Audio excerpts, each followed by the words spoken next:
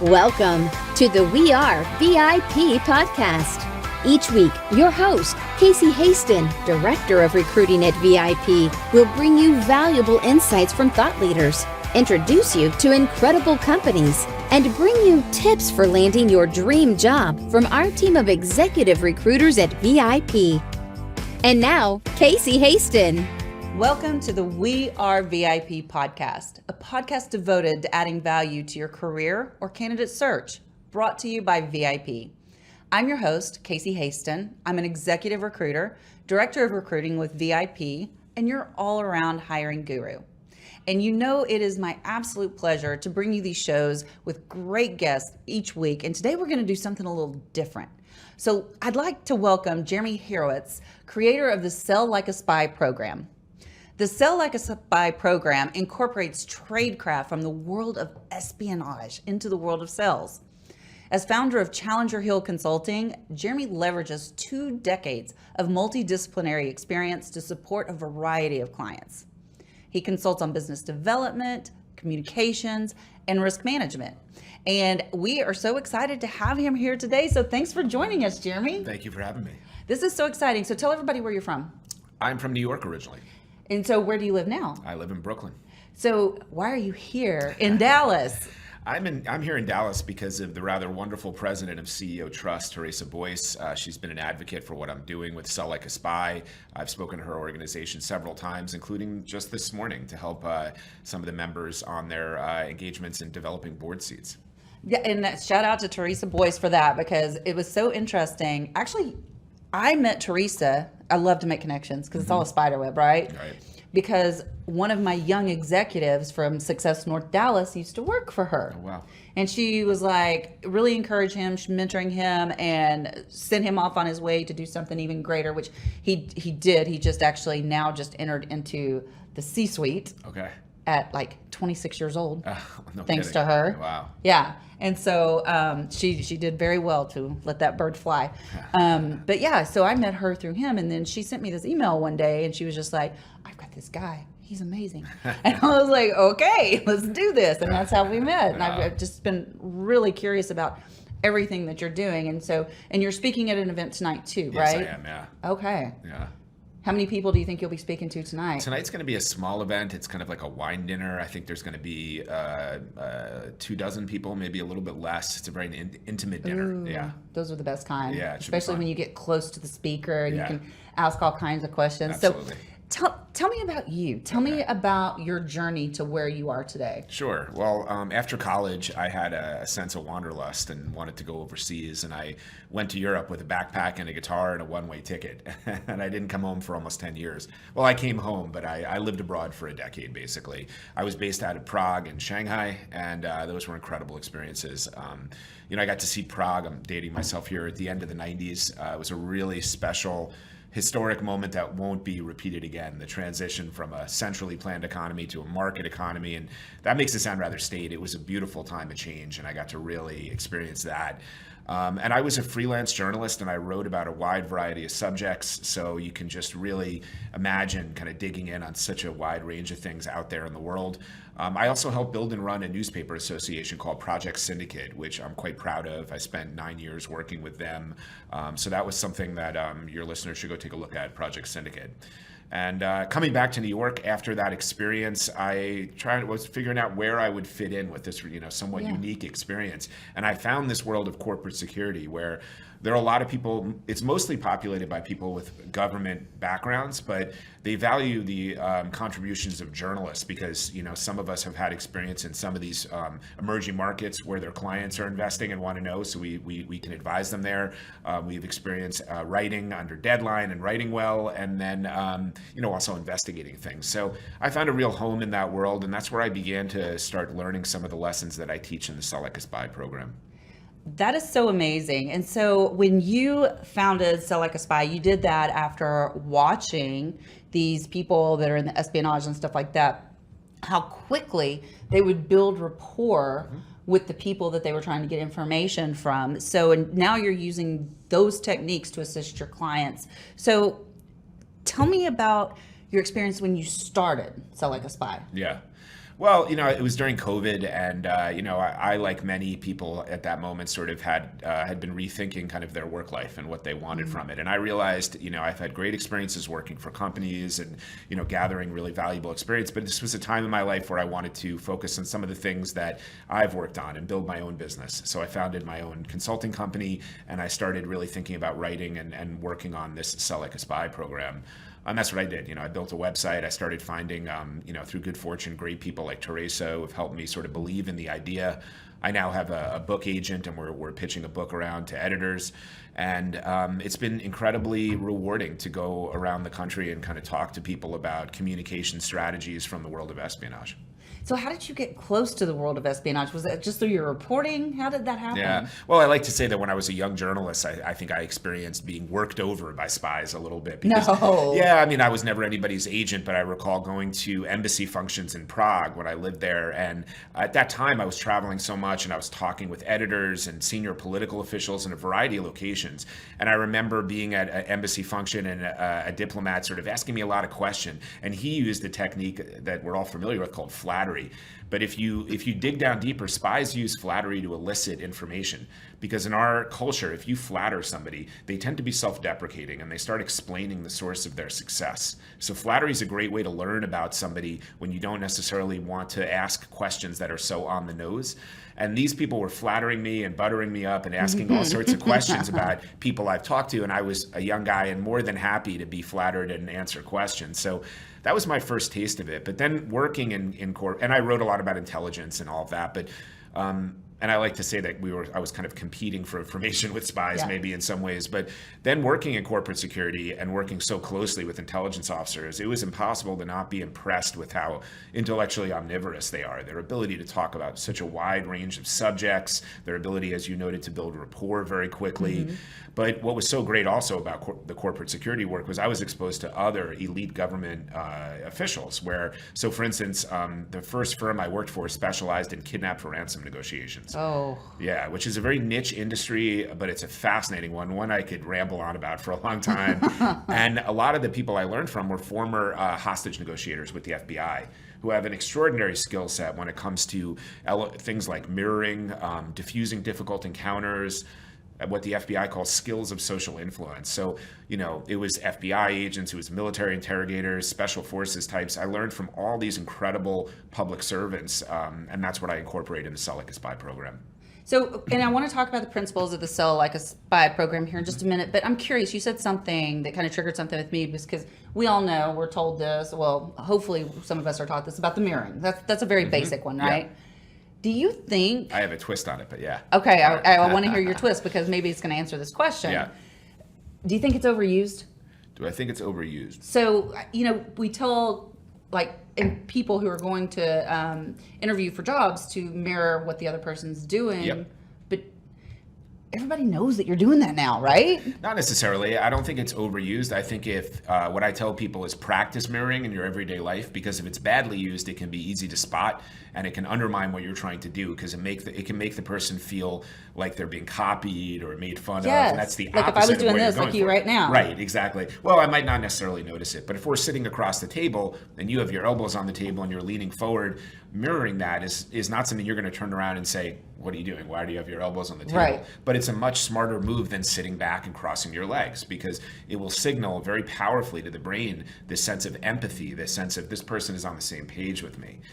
Now, my twist on it, I call it the varsity move of mirroring, is verbal mirroring. And that's where you get into the world of FBI hostage negotiators once again, because when you think about what they go through, they have to try to build rapport with somebody who is probably very upset, potentially mentally ill, yes, has taken people hostage and has either committed violence or is threatening to do so. So they need to very quickly build rapport and can't do so in front of them. So they use some of the same words that they're hearing. They use pet words and colloquialisms in particular. And all of us can do that. I have a friend that says, by the way, all the time in conversation. So when I speak with him, I do that. Another says 100% to say yes a lot. So I grab those things and I start practicing them when I see them. And I would argue that, subtle mirroring, both on the physical and verbal side, if you can combine them, could really help shortcut the rapport building process. Okay, so that's really interesting. And again, we work primarily we're speaking to our job seekers, we're speaking to those that want to better their career. So how would you use, okay, let me ask you this a different way. What would be the top recommendation you would have for somebody who's either going for a job interview or maybe going for some kind of negotiation within their current company? What I would suggest there, mirroring is always a great idea, but it would really depend on the circumstance, because if you know that person a little bit and you already have that rapport, then it's a question of how you want to get the information. So, let me give you an answer there and use something that people really enjoy learning about, which is elicitation. I describe elicitation as a way to collect information with a little bit more of a circumspect approach.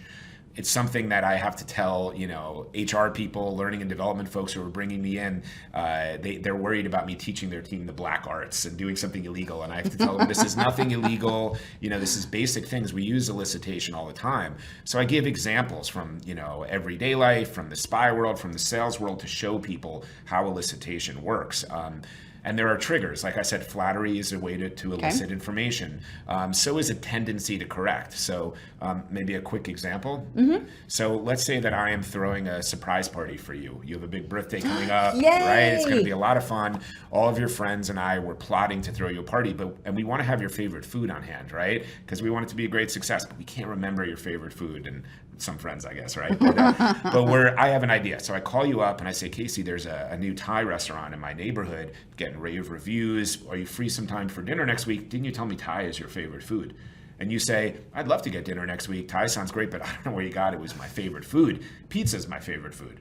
So I was able to subtly learn what your favorite food was. And if I did it in a more hands-on or, head-on way of asking, hey, Casey, remind me what your favorite food is, you might go, why is he asking me that? I got this birthday coming up. What are these guys up to? So, in a negotiation, you might want to elicit information that could, be helpful in your negotiation. So you go into that discussion thinking, what are the key things I want to learn here?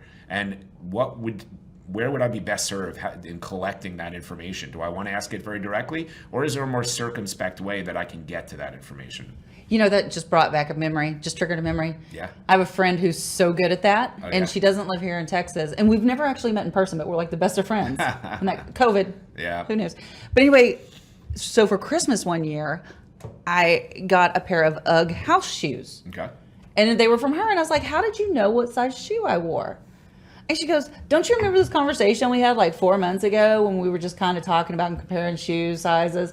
I was already planning to get you those. And so she learned all about my shoe size. Great example. She was able to elicit it. And if she was a really good elicitation person, she would use what I call the hourglass conversation. Not what I call, it's what it's known as. And the idea there is that people remember the beginning and end of a conversation more than the middle. So when I called you up to ask about your favorite food, I would have started, asking about some TV show we're watching, both of us, and then put in my attempt at elicitation, and then finished up maybe talking about a sports team we both follow, whatever it is. So if you have a premeditated attempt at elicitation, put it in the middle of the conversation. That is so good. It's useful. I have never heard that before. Okay, so what are the general principles of selling like a spy? Well, the philosophy behind it is that spies are a little bit of a misunderstood population. I'm going to back into that answer by saying that. And, I spend a lot of time, almost every talk I do, I break the ice by talking about misconceptions about spies. They don't look like James Bond. They actually look more like a frumpy academic more often than not. Because if you think about it, if you're a spy at a diplomatic event, you want to blend into things. You don't want to be the heartthrob everybody's keeping an eye on. And spies aren't doing, car chases and gunfights. That's the stuff of Hollywood. What they are elite relationship managers. And I like to say, and this is the philosophy, that spies are in fact the world's best salespeople. Because what's a harder sale to make than to convince someone to commit treason? That's the bedrock principle here. And then some of the ideas behind it are elicitation, mirroring, developing an active listening practice, which is something you need to commit yourself to. And there's ways to think about why it's so hard to be a good active listener, why it's so hard to remember people's names, things like that. So I share elements of behavioral science that the FBI has worked on to help people become better active listeners. And then I run a variety of workshops like Spies in Disguise, where I help people through motivational tools to, first I help them understand how spies think about disguises and cover stories, which is pretty interesting stuff. And then I help them think about people they admire in their lives and traits that they admire and how to amplify sides of your personality or de-emphasize sides of your personality to meet the moment. There's other strategies like go to where the clients are, crawl, walk, run, use your superpowers. So a variety of ways to leverage spy tradecraft into your salesmanship and your daily life to help you connect more deeply and influence people. That is pretty cool. There's some areas of my life that I probably need to de-emphasize in some conversations. Sometimes, yeah. Like, and that active listening thing, Yeah. I could probably use that. So spies in disguise. Yeah. I love that. I think I'm gonna check that part out because I need some help there. So, and I know you use this to teach sales teams and salespeople, but I mean, it can apply to anybody, you know, That's especially, right. and I love to take it back to like if you're going to get a job or something like that. But what are some common sales mistakes that you see people making that you try to help correct? Yeah, I mean, one of the reasons I started Sell Like a Spy was, you know, a little bit of a discontent with sales trainings. I'd been through a lot of them, and I found them to be quite useless, frankly, for the most part. A lot of them were done by people who I don't think they had any career in sales, and they didn't seem to be very socially graceful people. And they're kind of telling you to paint by the numbers, you know, do X to get to Y. And I think sales is more of an art than a science. And we teach salespeople to come in, especially younger people. Here's the pitch, go do this. And Yes. instead, I think it's more useful to learn some of the things that I'm talking about, how to better relate to people, you know, how to do research on your target and understand how they might be influenced and find common bonds, to mirror people and develop that rapport. Because people will go to bat for you and people will, you know, be willing to work with you if you can find how to push the buttons on a personality. And, you know, salespeople giving a canned pitch is just their eyes are going to glaze over. So if you're, you know, to kind of wrap it up, this particular point, if there's a sales pitch, learn how to make it your own. Learn how to personalize it. Put your own spin on it rather than just kind of regurgitating the company line. You know, one of the things when I first started in sales, because believe it or not, this is not my first career, but I've been doing sales for a long time, even though my product has a brain. One of the first things they taught us was like, kind of like what you're saying is like when you go into your client meeting, scan the room, find something that you can relate on. Yeah. Like whether it's a football team that because they've got a picture of so-and-so, I don't know football people, so-and-so up, or it's, you know, their kids or a dog, you know, something to build that rapport quickly. I'm so glad you mentioned that. Can I riff on that for a Yeah, second? go. So one of the things I like to talk about is the atmosphere and intangibles of any environment. So, you know, I like to talk about, I'll try to keep this brief, but, you know, you're waiting in a conference room for your clients to come in and, you know, you hear footsteps coming down the hall, but it's quite quiet. And then all of a sudden 4 conservatively dressed men walk in, the most cursory of greetings, they sit down and they start chatting with you right away about business, right? The other scenarios, you hear voices coming down the hall, shoes squeaking, laughter, mixed group of men and women come in and they start bantering with you, joking around. That is a very different environment, right? Yeah. And I talk to people about how spies approach that, how labeling works and how to bring that, the subconscious to the conscious is something I like to talk about. But I take it further, and I think it's where you were alluding to, and it was very savvy that you look for that, because let's say I'm going on a sales pitch for a new prospect, and I walk into the office, and it's very Spartan. There's not much in the reception area. I look into the rest of the office, and it's just cubicles, no decoration. Well, that to me signals a value sell. That's an organization that seems to value budget, right? And they're going to want to hear about getting the best value in their product or service. Conversely, you know, I've been to a lot of hedge funds in New York working with them. You go to some of these hedge funds, 50th story, overlooking Central Park, gorgeous artwork on the wall, beautiful interior design. Well, they're going to value a premium sell, you know, the best in class of any product or service. So I really like to point out, and I think, again, it was very savvy of you to think like that, to, you know, use the atmosphere and intangibles to help inform whether it's your sales pitch or just how you're going to relate to that person. I think that's brilliant. I don't think that I thought it through quite that deeply. You're on the right track, you know? No, that's really good. And it makes a lot of sense, especially if you're in sales. So you offer your Sell Like a Spy program through the Inter4 Academy. Is that correct? Both independently, and you can contact me through my website, and I'm always happy to do that. But yes, I'm a strategic advisor to Inter4 International, a corporate intelligence firm with an amazing background and just, you know, a really, really terrific company. And we recently started Inter4 Academy, which is a speakers bureau of sorts, a kind of new kind of way to engage expertise. It's mostly individuals from the security world, well, it's all from the security world, but mostly with a government background. And then people like myself who've never worked for the government, but are in the security world as well. And we all have a unique spin on things. And we're available to come in for, keynote speeches at conferences, lunch and learns, offsites with teams, or very specific training. So we have some people that are former special forces members in the Israeli Defense Forces, and they can come and do some counter surveillance training at a partner meeting and great team building stuff, or we can have the former head of the CIA's counterterrorism center come in and talk about the ethics of spies, which is a super interesting subject. So there's a lot of cool ideas in Inter4 Academy. I want to do it all. Yeah, I mean, we think it's going to be a real interesting thing for companies. So, but is it only for companies? I mean, could I individually attend? Not really, probably. No, I don't know. Look, if there's a public event, I'm speaking in New York next week at an event for a group called the New York Alliance, and I'm allowed some guests there. I'd be happy to invite you if you were in New York. But we're open-minded, and if people contact us and it's some NGO or something that is public service, I think we'd be open to it. Oh, you're going to have to get me more information on this, because this kind of got sprung on me at the last minute before the interview. It's and fairly new. I have companies all over contacting me all the time for different kinds of, training and stuff like that. And this could definitely be something I'd add to the list. So I've got one more question for you. So as an experienced sales leader and consultant, what is one piece of advice that you would want to share? Well, I think it comes back to having passions, having interests. One of my, if I can tell a quick story to make that real, when I teach using your superpowers, the idea is, what are 3 subjects you can use as a go-to to have a sharpened tool in your back pocket when you walk into that networking event or anything. And look, you could be the biggest extrovert around, but you walk into an event with 100 people you've never met before, it can be intimidating. So I like to talk about having that kind of tool at your disposal. And one of those for me is baseball. It's been an enduring passion in my life. I'm a huge baseball nut to the exclusion of everything else. And one time I was at an event. I'm a Yankees fan. I hope that's okay here in Texas. But, we'll see. Yeah, and we'll talk later. And I saw somebody with a New York Yankees name tag. He worked on the security side, and I went up to him and I started talking with him, and he appreciated my interest in his work and my passion for the team.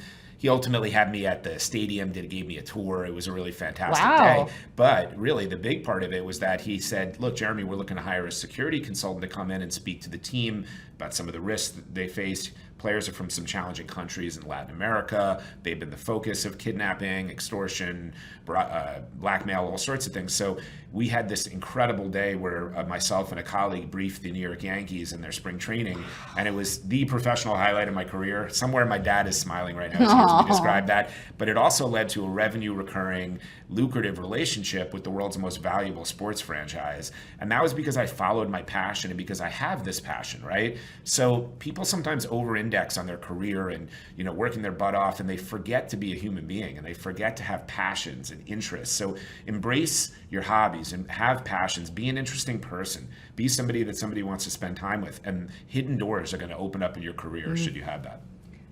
Wow. That was beautiful.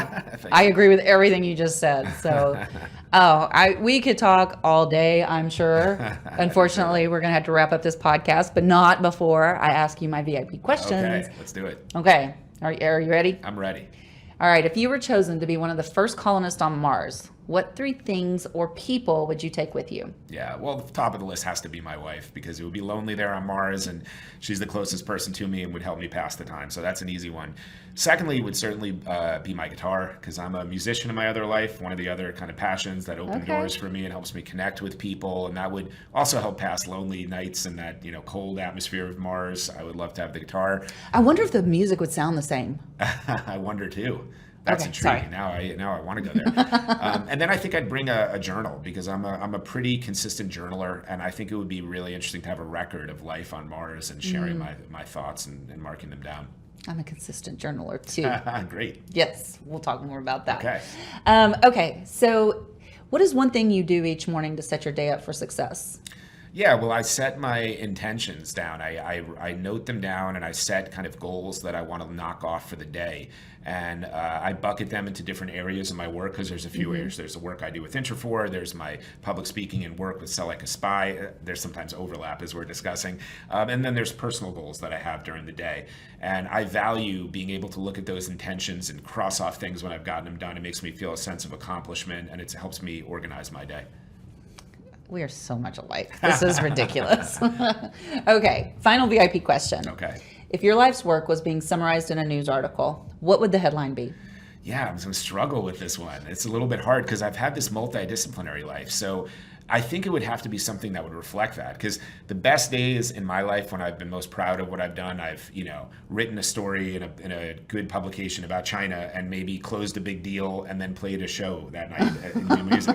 So maybe it would be the headline, because I'm proud of myself that I think I'm living my best life and kind of manifesting and actualizing who I am when I have those kinds of days. So I'll leave the headline to you, but it would involve that kind of day. Okay, well, I'm not going to come up with one on the spot. So this has been a lot of fun. How do people get in touch with you? Best way to reach me is the email address is info@selllikeaspy.net. The URL is www.selllikeaspy.net. I would encourage everybody to look up Inter4 International, see what we're up to there. Reach out if you have any needs or if you're interested in Inter4 Academy. It just sounds so fascinating. You have such a fascinating career. Thank you. You don't work a day in your life, do you? Because you love what you do. Now that I'm working independently and working with Inter4 like this, the work is a pleasure, and I really love what I do. That's why you need to find your passion. Absolutely. So, it has been an absolute pleasure having you on the show today, Jeremy. Thank you so much. And I just have one last thing to say to you. Tell me. You are a VIP. Thank you, Casey. It's been so great to be here. I've enjoyed it. And that's a wrap for today. Join us next week here on the We Are VIP podcast. We'd love to know how we can help you be a VIP. To find out more, log on to wearevip.com.